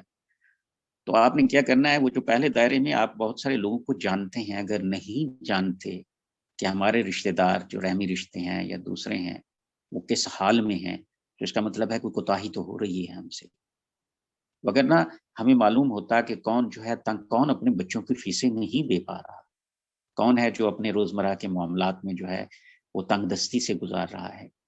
پہلے تو آپ کے ارد گرد کا جو پہلا دائرہ ہے اس میں انتظار میں نہیں رہا جاتا کہ کوئی آئے اور ہاتھ پھیلا کے یا درخواست کر کے آپ سے پوچھ لیں، بلکہ جس طرح آپ اپنی فیملی کا خیال رکھتے ہیں اس طرح جو آپ سے پیچھے رہ گئے ہوں. اور ہے تو بڑا مشکل آج کل اپنے رشتہ داروں کے ساتھ کوئی اچھا اور بھلے کا کام کر لینا، لیکن ہمیں یہیں سے ابتدا کرنی ہے. اور آپ دیکھیے گا آپ کا یہ دائرہ چونکہ آپ خواہش رکھتے ہیں اس بات کی وسیع ہوتا جائے گا. ایک بات تو یہ ہے کہ کہاں سے ابتدا کرنی چاہیے، اور دوسری بات یہ ہے کہ اگر کوئی آپ کے آگے آ کے ہاتھ پھیلا دیتا ہے تو اس سے زیادہ وہ کیا کرے. آپ چھوڑ دیجئے کہ وہ ضرورت مند بھی ہے یا نہیں ہے. آپ اس بات کو بھی چھوڑ دیجئے کہ وہ مانگنے کے لیے آیا ہے لیکن گھوڑے پہ سوار ہے. گھوڑا اس وقت مرسیڈیز کی طرح ہوتا تھا سر، گھوڑے پہ سوار ہے لیکن اس نے ہاتھ پھیلا دیا ہے. تو ہمیں بڑے احترام کے ساتھ اگر ہم کچھ دے سکتے ہیں اور ہمیں ضرور دے دینا چاہیے، اور ہمیں بالکل اس بارے میں گمان نہیں کرنا چاہیے کہ یہ ڈرامہ تھا، جینون تھا، درست تھا، غلط تھا. اس بات کو چھوڑ دیجیے. آپ اصل میں ہم نے تزکیہ اپنا کرنا ہوتا ہے. جب آپ اپنی اس سوچ کا تزکیہ یعنی ہم سب کر لیں گے اور ان نیگیٹو باتوں کو ہم اپنے ذہن میں نہیں لے آئیں گے جس کے نتیجے میں ہم لوگوں کو رینک کر کے کہتے ہیں کہ یہ غلط ہے، یہ درست ہے، تو آپ دیکھیے گا کہ آپ کے ارد گرد وہ لوگ ضرور آ جائیں گے جو ضرورت مند ہوتے ہیں اور جن تک آپ نے پہنچانا ہوتا ہے. لیکن اس پورے سوال کا تعلق آج کے اس سے نظام معیشت کے حوالے سے نہیں تھا. یہ تو تعلق ہے کہ جب آپ اس پورے نظام کو انڈرسٹینڈ کر لیتے ہیں، وہ کسی جبر کے ساتھ نہیں ہے بلکہ ایک خوبصورت تھاٹ پروسیس کے تحت نا، پھر آپ کا دل چاہتا ہے کہ مجھے اس طرف جانا ہے، پھر اس کی ساری نامز بھی ہمارے سامنے بالکل کلیئر ہو جاتی ہیں. جی محسن صاحب، آئی ہوپ کہ کچھ کلیئر ہوا ہوگا معاملہ. جی تھینک یو. اللہ آپ کو امان. میں پھر بھی یہی کہنا چاہوں گا کہ جو آج کل جو اتنا پھر تنگ کر لیتے ہیں یہ جو پروفیشنل ہیں، ان کو ایک دفعہ کوئی دے دیا جائے تو وہ پھر سمجھتے ہیں کہ بس ان کی کتابوں میں آ گیا.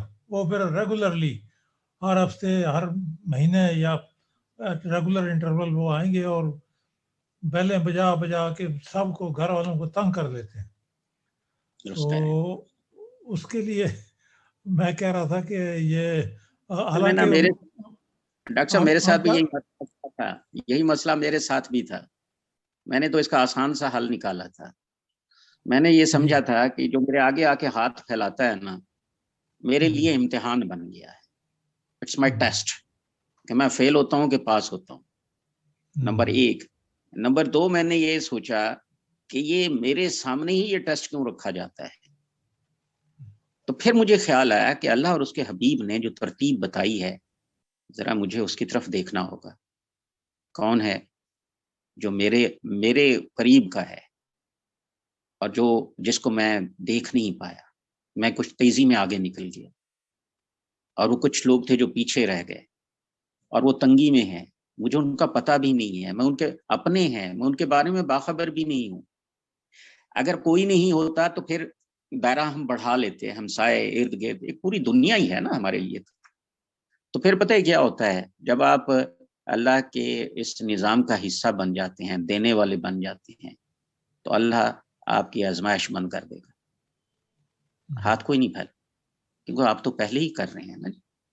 لیکن میں یہ نہیں کہہ رہا کہ آپ پہلے نہیں کر رہے, لیکن میں نے کہا میں نے اپنے طور پہ اس مسئلے کا یہ حل نکالا تھا. تو میں نے دیکھا تھا کہ یہ جو ٹیسٹ ہے کچھ کم ہونے لگ گیا ہے. شکریہ جناب. کوئی اور صاحب اگر کوئی بات کرنا چاہیں, میرے لیے یہ خوش نصیبی کی بات ہے کہ آپ لوگوں کی آراء جو ہیں ہم دیکھ رہے ہیں, سن رہے ہیں. جی, سورہ بقرہ کی آیت 215 ہے کہ whatever you spend that is good is for parents and kindred and orphans and those in want and for wayfarers and whatever you do that is good. Allah knows it well.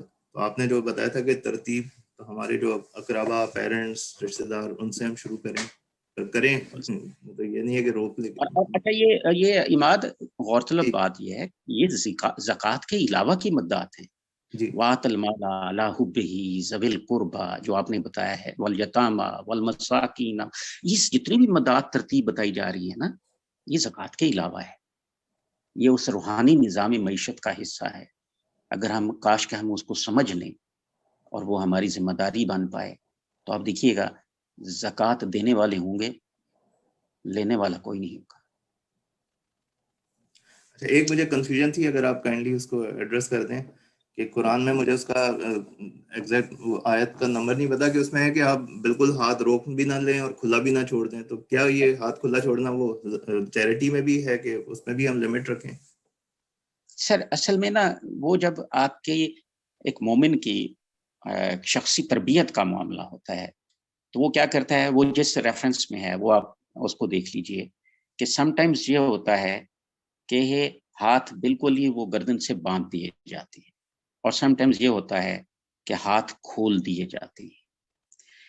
اور اسلام آپ کو کیا تعلیم دیتا ہے, ایک balance کی, ایک توازن کی. ہوتا کیا ہے کہ ہم جب ہاتھ کب کھول رہے ہوتے ہیں, اسراف میں, تبذیر میں, اور وہیں کہا گیا تھا کہ یہ تبذیر کرنے والے تو ویسے ہی شیطان کے وہ ہیں.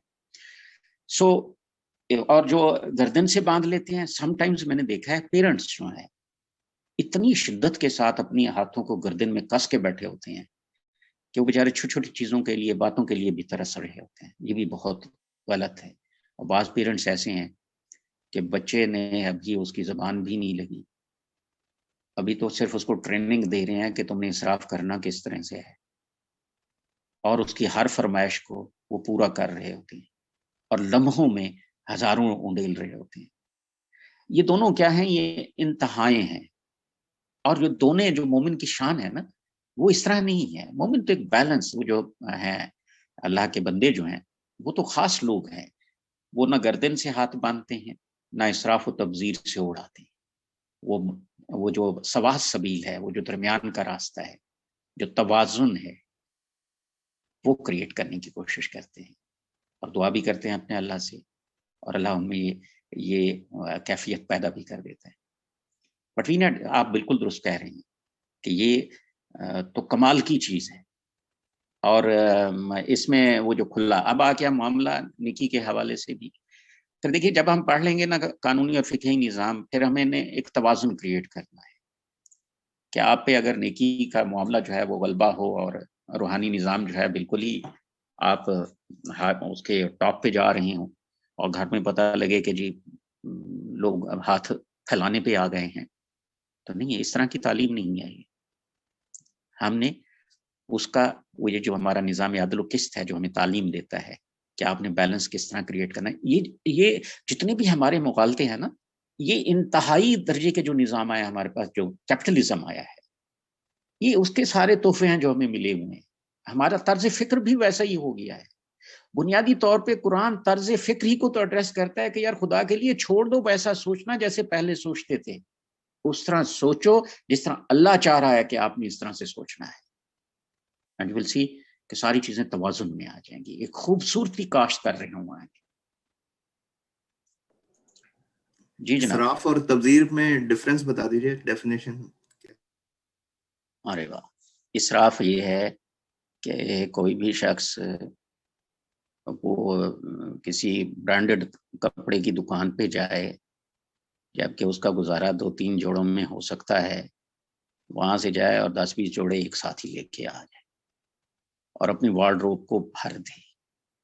جو کام ایک اوسط درجے کے قیمت میں تھوڑے جوڑوں سے ہو سکتا ہے وہ بہت سارے جوڑوں سے کر لے.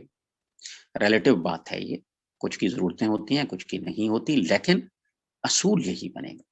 اور تبذیر یہ ہے کہ اگر کوئی شخص خرچ کرتا ہے دوسروں کو دکھانے کے لیے تو یہ تبذیر ہے. اور یہ تبذیر ایسی برائی ہے, ایک چھوٹے سے بچے کو بھی کبھی آپ نیا جوتا پہنا دینا وہ بھی زمین پاؤں پہ مارتا ہے.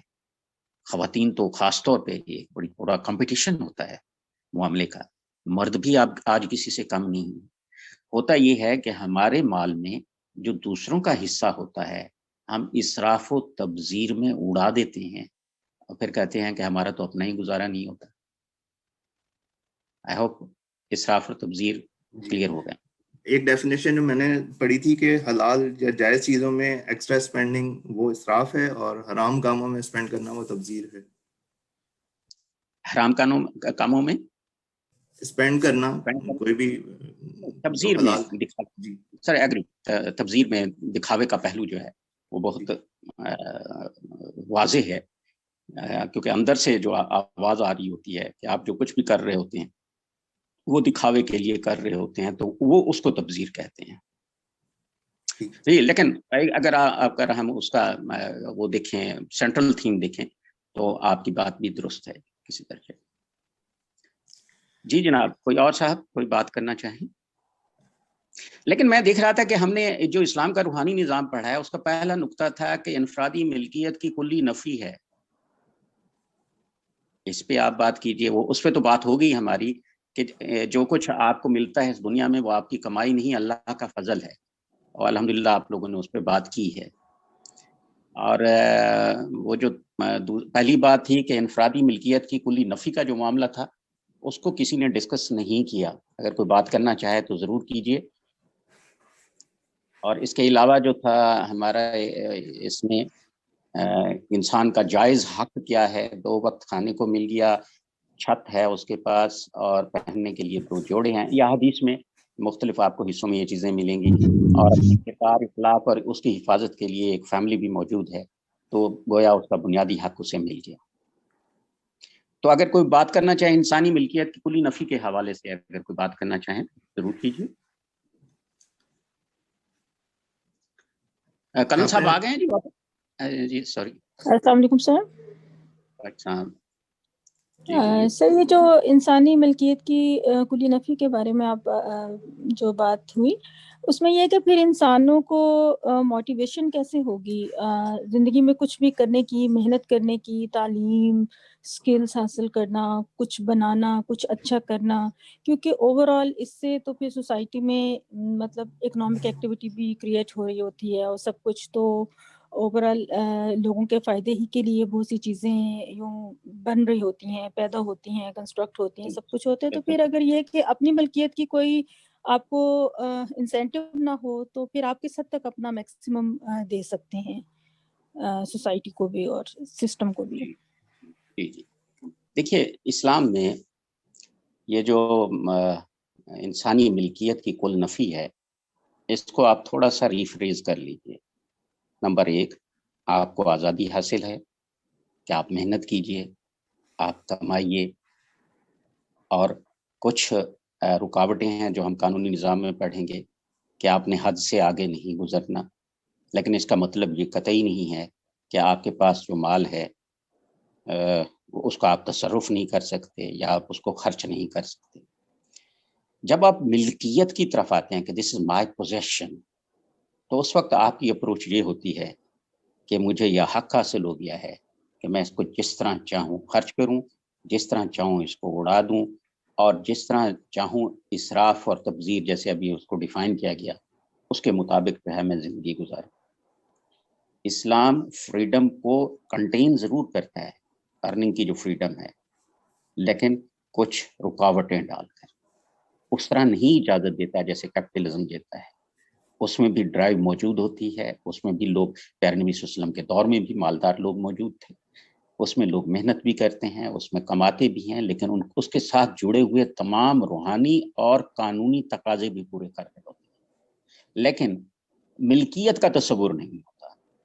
آپ امانت دار ہیں، کیونکہ وہ سب کچھ اللہ کا فضل ہے، اور فضل کو آپ ملکیت میں اگر کنورٹ کر دیں گے پھر وہ تمام آلودگیاں شروع ہو جاتی ہیں جو ملکیت سے وابستہ ہوتی ہیں۔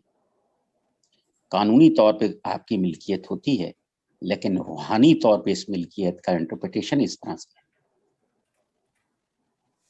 آئی ہوپ یہ کچھ ہوا ہوگا، لیکن جب ہم انشاءاللہ نیکسٹ سیشن میں اس کو مکمل کریں گے تو آپ کو اس میں بہت زیادہ کلیئرٹی ملے گی کہ اسلام کا اصل میں منشا ہے کیا، جس چیز کو ہم بہت زیادہ ویٹ دے رہے ہیں، اور اسلام اس کو کس نظر سے دیکھتا ہے، اس کی حیثیت کتنی ہے، اس کی وقت کتنی ہے، اس کا ٹائم سپین کتنا ہے، یہ دنیا یا آخرت، تو ساری چیزیں ریشو اور پروپورشن کے مطابق جو ہیں وہ سیٹل ہوں گی۔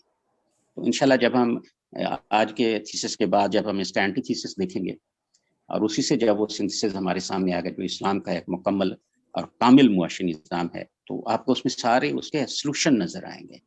لیکن اس میں بات صرف اتنی سی ہے کہ وہ جو حدود ہیں ان کا ایمان جو تقاضے کرتا ہے، جو نظام عدل و قسط تقاضے کرتا ہے، اور جو آپ کا روحانی نظام جو تقاضے کرتا ہے، میں نے کہا اس کے ٹاپ پہ آپ جب دیکھو گے نا کہ لوگ پہنچے کون کون سے لوگ ہیں، آپ کے اندر یہ داعیہ پیدا ہوگا، یہ خواہش پیدا ہوگی کہ ٹھیک ہے میں نے جو قانونی نظام ہے اس کا بھی خیال رکھنا ہے، لیکن رخ قانونی نظام کی طرف نہیں رکھنا، رخ میں نے روحانی نظام کی طرف رکھنا، اور صرف رخ ہی نہیں رکھنا، اللہ وہ ذوق اور وہ مزاج بھی ہمارا بنا دے جو چھوٹے چھوٹے قدم اپنی شاخلہ کے مطابق، ہمت کے مطابق ہم ضرور اٹھائیں گے، اور جو کوئی اٹھا لے گا اگر اسی میں وقت تمام ہو گیا تو وہ تو سرخرو ہو، کامیاب ٹھہرا۔ سو انشاءاللہ آپ دیکھیے گا کہ یہ جو ڈرائیو ہے یہ آپ کو ملے گی، پروڈکشن بڑھے گی، آپ کا ملک جو ہے وہ زیادہ خوشحال ہوگا، وہ ڈونرز میں آئے گا، مانگنے والوں میں نہیں ہوگا۔ دس از پاسبل اگر اسلام کا معاشی نظام جو ہے، لیکن پیماند کاری سے نہیں ہوگا، یہ IMF کے لوگوں کو بٹھا کے گورنر اسٹیٹ بینک لگا دو اور فلاں لگا، اور ہمیں کتنے افسوس کی بات ہے ہمارے پاس اتنی ایکسپرٹیز بھی وہاں سامنے وہ جو پاور کوریڈورز میں لوگ ہیں جو ان میں نہیں ہوتی، یا دبا دیا جاتا ہے انہیں کہ کوئی بھی سامنے کھڑا ہو کے بات بھی نہیں کر سکتا۔ تو ملک کو ہم نہیں چلا رہے، وہ چلا رہی ہیں جو آپ کو قرضے دیتے ہیں۔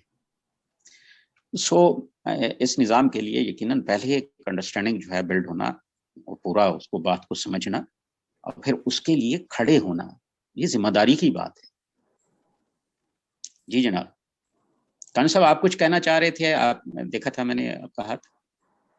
جی احمد شہباز صاحب آپ۔ جی السلام علیکم۔ رائٹ صاحب کیسے ہیں آپ؟ خیریت سے ہیں؟ الحمدللہ۔ اصل سے وہ ایک مجھے ڈیفینیشن کی جو جیسے بات تھی وہ یاد آ رہی تھی، خیر کر دیجیے گا۔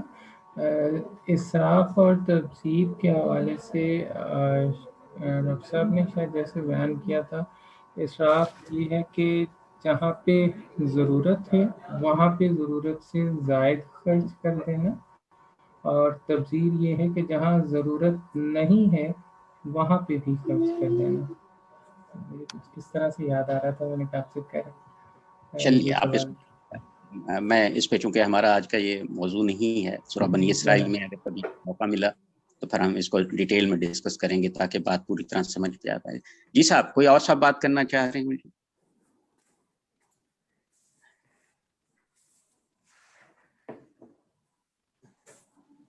اچھا، کسی نیکسٹ لیکچر میں پھر وہ بھی بیلنس بتا دیجیے گا کہ ہم نے وارثوں کا بھی حق ہے، اس کا بھی خیال رکھنا ہے کہ ایسا نہیں سب کچھ ہی ہم خرچ کر ڈالیں اور ان کے لیے کچھ نہ چھوڑیں، تو اس میں بھی بیلنس پہ آپ इमाद, यही तो खूबसूरती होगी कि यही तो बैलेंस है जो हमें इस्लामी निज़ाम में मईशत देगा। यानी लेकिन अगर आप देखें ना, वो जो उसका है रूहानी निज़ाम है कि जो वहाँ लोग खड़े होंगे, टॉप पे खड़े होंगे, तो वहाँ उनके पास वरासत भी नहीं थी, वो ज़कात भी नहीं दे पाते थे। जी सर, इंशाल्लाह आपकी बात दुरुस्त है।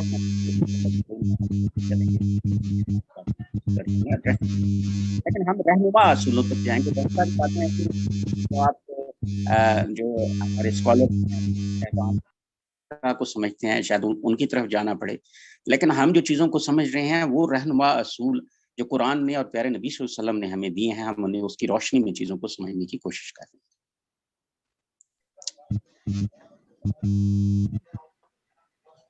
अस्सलाम वालेकुम।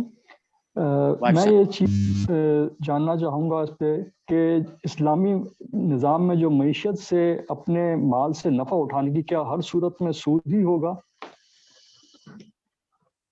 कानूनन लेकिन जब आप इस्लामी का रूहानी निज़ाम है जो टॉप लेवल का निज़ाम होता है, उसकी रोशनी में देखेंगे तो वो भी सूद के ही बराबर होगा। यानी इसका मतलब ये हुआ कि अगर आप कानून के तहत वो जो उसकी सरमायाकारी के मुख्तलिफ जो ऑप्शंस हैं, आप अगर उसके मुताबिक उसका पूरा ख्याल करते हुए चलते हैं तो कानूनी एतबार पे आपका ये मामला दुरुस्त ठहरेगा। लेकिन आपको ऑप्शन दिया जा रहा है कि आपको बहुत आला और अरफा दर्जात की तरफ जाना चाहते हैं, आप चाहते हैं कि प्यारे नबी सल्लल्लाहु अलैहि वसल्लम जिस तरफ खड़े हैं आप भी उसी तरफ रुख करके उसी तरफ ही चलना शुरू कर दें, तो फिर मामला होगा कि आप कोई एहतियात भी करेंगे, या हो सकता है कि आपके पास जो सरप्लस मौजूद है आप उसका मसरफ भी उसी तरह कर रहे होंगे जैसे अल्लाह के रसूल करते थे या अल्लाह का हुक्म है, या वो लोग जो उस तरफ खड़े होंगे उस यानी रूहानी मैं आई एम सॉरी उस तरफ जब कहता हूँ ना इमाद, अगर हम इसको पेंडुलम से देख लें ना, ये पेंडुलम होता है ना, उसकी राइट और लेफ्ट पे वो जो घूमता है अपने मोमेंटम के तहत ना, तो राइट पे जो है आपका इस्लामी रूहानी निज़ाम है और लेफ्ट पे जो है आपका फ़िक़ही कानूनी निज़ाम है, और जो बैलेंस आके बनता है वो दरमियान में आके बनता है जो सवाद सबील है। पहले तो हमने उसको समझना है और इंशाल्लाह जब हम उसको पा लेंगे कि हम इंतहाओं के मुसाफिर, अब तो हम अगर बने भी हैं तो कैपिटलिस्टिक एनवायरनमेंट में हम कानूनी और फ़िक़ही निज़ाम में इंतहाओं के मुसाफिर बने हैं। पहले तो हमने उसको दुरुस्त करना है और उस दरमियान में आना है जहाँ इस्लाम का रूहानी निज़ाम भी एक्टिव होता है, तो फिर हमने रुख दुरुस्त करना है और उस समत में जाना है जहाँ अल्लाह के रसूल सल्लल्लाहु अलैहि वसल्लम मौजूद होंगे। जी सर।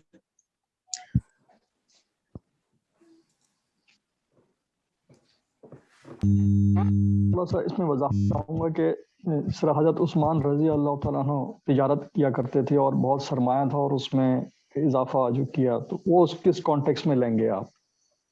यकीनन मैंने कहा कि कानूनी एतबार से जो इस्लाम वो जो सरमाया है वो महदूद तरीक पे एक अर्निंग एजेंट के तौर पर आ सकता है, लेकिन बिल्कुल महदूद और उसके ऊपर कदगने लगी हुई हैं। लेकिन अगर आप लोगों ने हम पढ़ेंगे मुजारबत को पढ़ेंगे इंशाअल्लाह, तो फिर आप देखेंगे कि उसकी एक कानूनी शक्लें भी मौजूद हैं। लेकिन अगर आप खालिस्तन रूहानी जो निज़ाम मईशत है उसके हवाले से उसको देखेंगे कि सरमाए को आप टाइटल देना चाह रहे हैं अर्निंग एजेंट का, जबकि उसमें आप अपनी मेहनत नहीं शामिल करना चाह रहे, या ज़मीन को आप अर्निंग एजेंट का टाइटल देना चाह रहे हैं और आप उसमें मेहनत नहीं डालना चाह रहे, तो फिर ये दोनों चीज़ें गलत होंगी, ये सूद के मानी में आएंगी। लेकिन कानूनी तौर पे इसमें कुछ कदगनों के साथ कुछ इजाज़त मौजूद है कि आप सरमाए को इन्वेस्ट कर सकते हैं और आगे जा सकते हैं। लेकिन मैंने कहा कि चूंकि हमने अभी दूसरा हिस्सा पढ़ा नहीं है ना, इसलिए थोड़ा सा हमें दिक्कत पेश आ रही है। सर तो मैं ये सोच रही थी कि फिर जो कानूनी पहलू है उसको अगर हम पहले मतलब अपनी प्रायोरिटी पे वो चीज़ रखें, और चूंकि रूहानी जो उसका पहलू है वो तो आप खुद ही कह रहे हैं कि ये टॉप लेवल थिंग है ना, तो जो नए लोग ज़रा इस्लाम की तरफ राग़िब हो रहे होते हैं या यंगर लॉट होती है, उनको इस तरह से इस चीज़ के ये सुनकर थोड़ा सा मुश्किल महसूस होता है।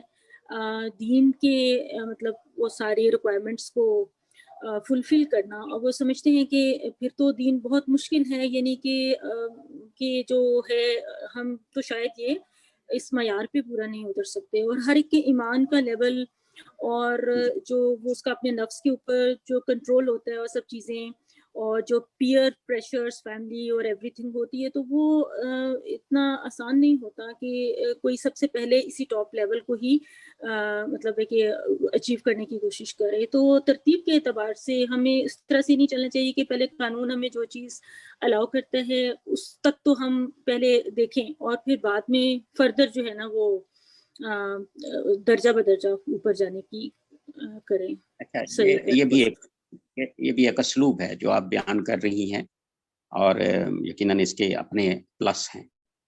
लेकिन मैं अर्ज करूं कि हमारा जो इस्लाम का रूहानी निज़ाम है वो बड़ा एक मिसिंग लिंक है। दूसरा तो हम ऑलरेडी उसको कुछ ना कुछ कर ही रहे हैं। ये हमारे यहाँ जो इस्लामिक बैंकिंग का जो तस्वुर आया है, हर आदमी ने अपने तय उसमें कुछ ना कुछ किया हुआ है। और ये जो जी सर, आवाज कम आ रही है जी?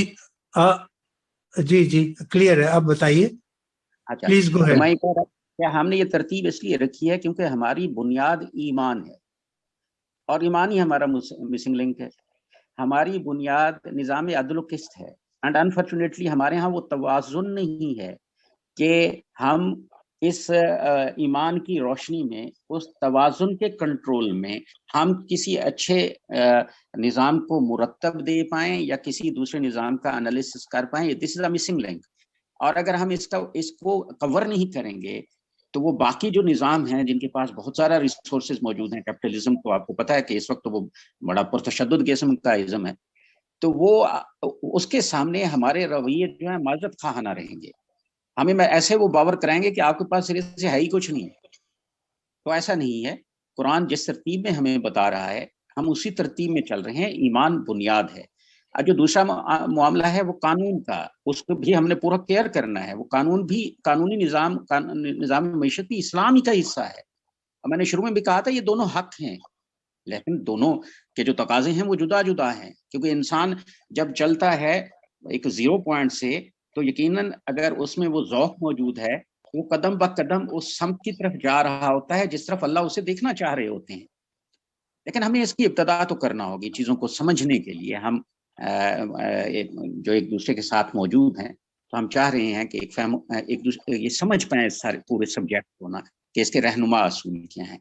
बाकी प्रेजेंटेशन तो बाद में भी ये डिस्कशन हो सकती हैं कि अगर हम कहीं ऐसी जगह पे हैं कि जहाँ लोगों को यकदम जो है वो रूहानी निज़ाम सुनाना मतलब नहीं, अगर ये भी आपका नुक्ता नज़र है, तो मैं फिर भी चाहूँगा कि उसी तरतीब को फॉलो करना चाहिए हमें जैसे अल्लाह के रसूल सल्लल्लाहु अलैहि वसल्लम ने उस तरतीब को बनाया है।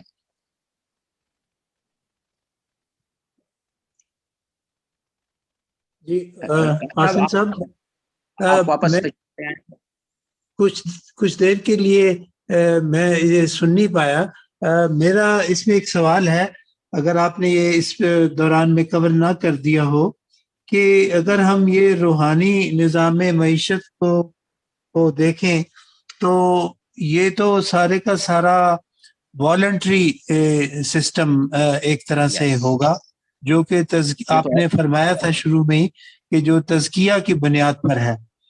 तो क्या एक रियासत को रूहानियत पर और वॉलंटरी सिस्टम पर चलाया जा सकता है, जबकि हमारे यहाँ तज़किये का लेवल हम सब अच्छी तरह जानते हैं और कौमी ट्रेड्स को हम जानते हैं। हमें ये पता है कि हम कितना झूठ बोलते हैं और हम कितना एक दूसरे को चीट करते हैं, हमारे क्या स्टैंडर्ड्स हैं। तो रूहानी निज़ाम मईशत किस तरह से होगा? इससे कता नज़र के कानूनी और फ़िक़ही निज़ाम मईशत आपने फरमाया लाजिम व मलज़ूम है, ये दोनों मिल के कोई बात बनती है। लेकिन पहला हिस्सा जो हमने आज कवर किया है, मुझे तो ये पॉइंट क्लियर नहीं हो रहा कि रूहानी बुनियाद पर एक रियासत को चलाया जा सकता है। एक बात तो ये है कि मैंने ये कतई नहीं कहा कि सिर्फ रूहानी बुनियाद पर रियासत को चलाया जाएगा। ہم تو بات کر رہے ہیں کہ اسلام کے دو معاشی نظام ہیں، ایک قانونی اور فقہی ہے، ایک روحانی نظام ہے۔ انفارچونیٹلی جو قانونی اور فقہی نظام کے ایڈوکیٹ ہیں، جو اس پہ کام کر رہے ہیں اور بہت شدت سے بڑے اخلاص کے ساتھ کام کر رہے ہیں، انفارچونیٹلی اسلام کا جو روحانی نظام معیشت ہے ان کی نہ گفتگو میں آتا ہے، نہ تحریر میں آتا ہے، نہ اس کا کوئی چرچا ہوتا ہے۔ تو بنیادی طور پہ جو چیز مس کر رہے ہیں ہم، کہ جس کی بنیاد پہ وہ نظام کھڑا ہی نہیں ہو سکتا، اس کا تعارف کرانا بہت ضروری ہے۔ اس لیے ہم نے شروع میں اسی کا، یہ قانونی نہیں ہے، آپ نے درست فرمایا ہے۔ اچھا، ایک اور بات جو میں ایک مثال سے ہم سمجھنے کی کوشش کرتے ہیں۔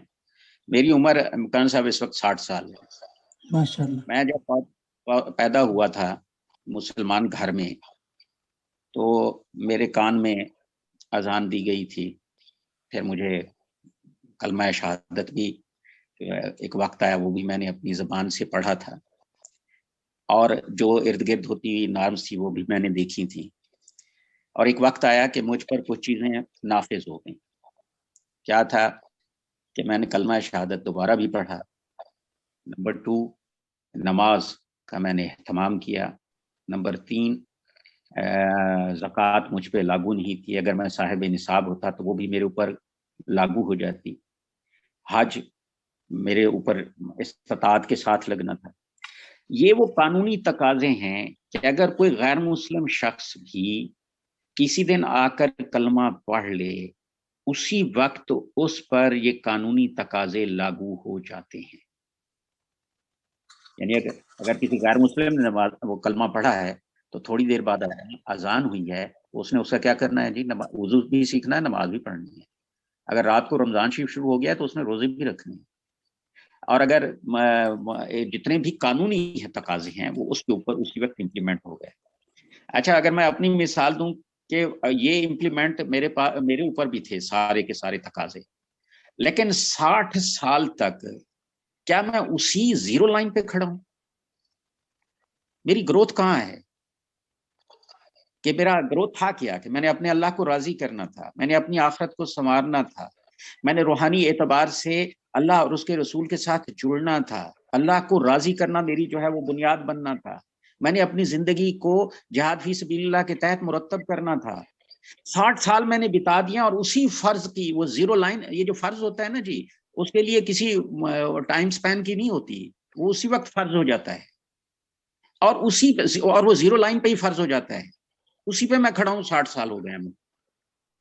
تو بنیادی طور پہ ہم نے یہ ساری چیزیں جو ہم مس کر بیٹھے ہیں، ہم نے ان کو دیکھنا ہے، ان کو سمجھنا ہے، ان کو اختیار کرنا۔ لیکن اگر ہمارے تھاٹ پروسیس میں یہ ساری چیزیں نہ آ رہی ہیں، اور ہم سمجھ رہے ہوں کہ تزکیہ کا معاملہ جو ہے وہ بہت کوئی آگے کرنی، تزکیہ کا عمل تو اسی وقت ہی شروع ہو جانا چاہیے۔ کل کیوں؟ آج ہی کیوں؟ سمتی درست کرنی ہے تو اس کے لیے 10 سال مجھے کیوں چاہیے؟ مجھے آج ہی کرنی ہے اپنی سمت درست، اس لیے کہ اللہ اور اس کے رسول نے کلیئر کر دیا، کھول کھول کے بیان کر دیا، بینات ہیں۔ میں انتظار کس بات کا کر رہا ہوں؟ میں کیا یہ چاہ رہا ہوں کہ قانونی طور پہ اگر میں بینیفیشری بن سکتا ہوں کسی درجے میں، اور میں اپنی گروتھ جو ہے وہ ہم کرتے ہیں، دنیا میں ہم ترقی کر رہے ہوتے ہیں، لیکن جو اسلام کا نظام تھا، اسلام سے میں نے ایمان میں آنا تھا، ایمان سے میں نے احسان میں جانا تھا، تمام خالی پڑی ہوئے ہیں جگہ۔ اور میں نے وہاں دیکھا تھا، اگر میں میٹرک میں تھا تو میں نے ایف اے بھی کیا، میں نے گریجویشن بھی کی ہوگی، میں نے ایم بی اے بھی کیا، میں نے وہ اپنا بزنس بھی کیا۔ میں دیکھو وہاں آپ کو ایک گروتھ مل رہی ہے، اور وہاں آپ وہیں کھڑے ہوئے ہیں جہاں پہلے دن شروع کیا تھا۔ It's not too late.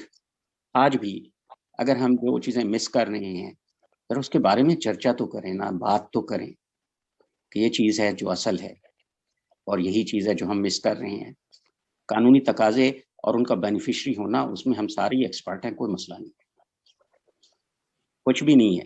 دوسرا جو اجنبی لگ رہا ہے نا سسٹم، ذرا اس کو ہم سمجھیں تو صحیح نا۔ آپ ہم میں سے کوئی بھی صدیق اکبر نہیں بن سکتا، کوئی بھی نہیں بن سکتا، کوئی صحابی نہیں بن سکتا، لیکن میں نے تو اتنا سا تقاضا اسلام آپ سے چاہ رہا ہے کہ ان دونوں نظاموں کا جو ایک سنتھسس ہوگا، ایک کامل نظام معیشت، آپ وہ زیرو لائن ہے آپ کی، وہاں کھڑے ہو کے ذرا اسلام کا روحانی نظام معیشت اس کی طرف رخ کر لیجئے گا، اور چھوٹے چھوٹے قدم اٹھانا شروع کر دیجئے گا، اگر وقت ختم بھی ہو گیا نا آپ جیت گئے، کیونکہ وہاں سامنے اللہ کے رسول صلی اللہ علیہ وسلم کھڑے ہوئے ہیں، فقراء صحابہ بھی وہیں موجود ہیں، سارے ادھر ہی کھڑے ہوئے ہیں. ہم نہیں جا سکتے، نہیں پہنچ سکتے، سمت درست کر سکتے ہیں، آج ابتدا کر سکتے ہیں، اپنے اپنے انداز میں ہم نے دنیا کو فتح کر لیا ہے یا کر رہے ہیں. یار ایک چھوٹا سا وجود ہے انسان کا جو ہمارا اللہ نے ہمیں دیا ہوا ہے، کیا ہم اس کو پتہ نہیں کر سکتے؟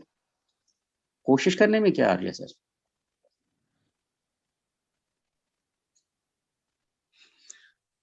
بہت بہت شکریہ عاصم صاحب. میرا خیال ہے کہ ہمارے حتمی سوالات اب اگلی قسط میں ہوں گے، جن سے یہ باقی کے اگر کوئی اشکال ہیں تو وہ انشاءاللہ دور ہو جائیں گے. آپ کی تشریف آوری کا بہت بہت شکریہ. ہم انشاءاللہ اس کو اگلی نشست میں مکمل کریں گے، اور پھر ہم آپ سے یہ بھی جاننا چاہیں گے کہ تنظیم اسلامی کا معاشی پروگرام کیا ہے، جو ہمارے لیے نہایت اہم ہے کہ یہ ایک اتنی آرگنائزڈ باڈی ہے اور اتنے عرصے سے اس اقامت دین پر کام کر رہی ہے. تو آج کے موجودہ مسائل کو دیکھتے ہوئے آپ ان کا کیا حل تجویز کرتے ہیں؟ بالکل درست فرما رہے ہیں آپ. انشاءاللہ میں ایک جملہ ایڈ کرنے جی فرمائیے. اسلامی تنظیم اسلامی کا جو معاشی معاملات کے جو موقف ہے وہ بالکل وہی ہے جو اللہ کا کلام کہتا ہے اور اللہ کے رسول صلی اللہ علیہ وسلم کہتے ہیں کہ رخ اسلام کے روحانی نظام کی طرف ہے، اور وہ جو قانونی نظام ہے اس کے لیے بھی اجازت ہے. ایک بات. دوسری بات یہ ہے کہ انشاءاللہ ہم چونکہ رہنما اصول پڑھ رہے ہیں اور اگلی دفعہ جو دوسرا رخ ہے وہ بھی ہمارے سامنے آئے گا، کچھ تسلی کا مواقع بھی میسر آئیں گے، لیکن پھر بھی آپ مجھ سے پوچھیے گا قانونی نظام کے بارے سے، اور میں نے آپ سے ڈسکس کرنا ہے روحانی نظام، وہی اصل مطلوب ہے. بہت شکریہ جناب. لیکن سب ہم چاہیں گے کہ آپ آخر میں ایک خاکہ ہمیں مہیا کریں کہ کیا تنظیم نے اس پر اب تک کوئی